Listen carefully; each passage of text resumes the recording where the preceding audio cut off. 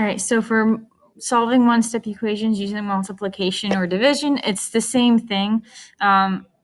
We use inverse operations. So if you see multiplication, you use division to simplify, to solve. If you see division, you use multiplication to solve. Okay.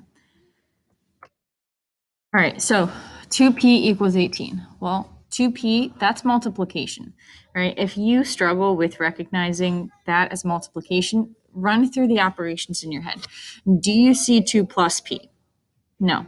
Do you see 2 minus p? No. Do you see 2 divided by p? No. So that covers addition, subtraction, and division. It's none of those, so the only operation left is multiplication. The inverse of multiplication is division. So we're going to divide both sides by the number in front of p, which is the coefficient of 2. So we divide both sides by 2. 2 divided by 2 is 1, so that we don't write that. We are left with p equals 9. Same thing with the next example, 4x equals 8. I don't see 4 plus x. I don't see 4 minus x. I don't see 4 divided by x. All I see is 4x. So that means it's multiplication. The inverse of multiplication is division. So we are going to divide both sides by the coefficient of 4. All right, 4 divided by 4 is 1. So we are left with 1x, and 8 divided by 4 is 2. Notice, again, we don't write coefficients of 1. It's just understood that they are there. Okay, for the last example, z divided by 14 equals 2.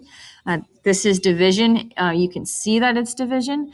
The opposite of division is multiplication. So whenever we have to solve using multiplication, we are going to multiply by the denominator.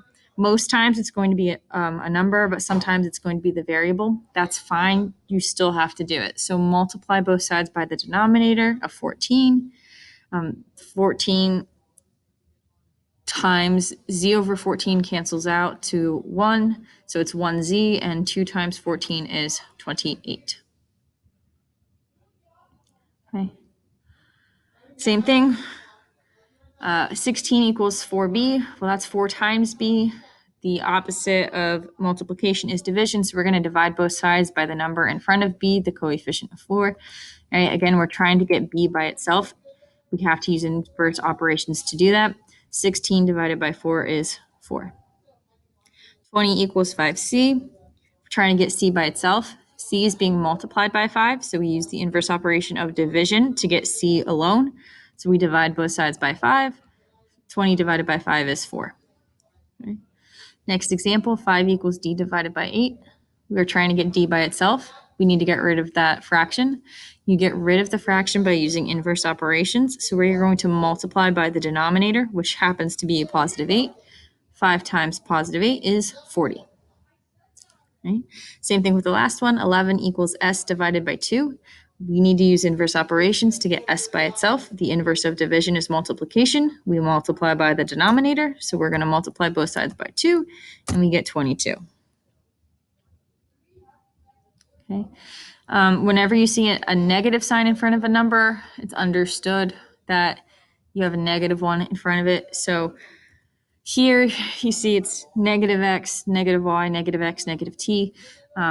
Again, you don't see a coefficient here. It's understood that that negative comes with a 1. So negative x becomes negative 1x, negative y becomes negative 1y, negative x becomes negative 1x, and negative t becomes negative 1t.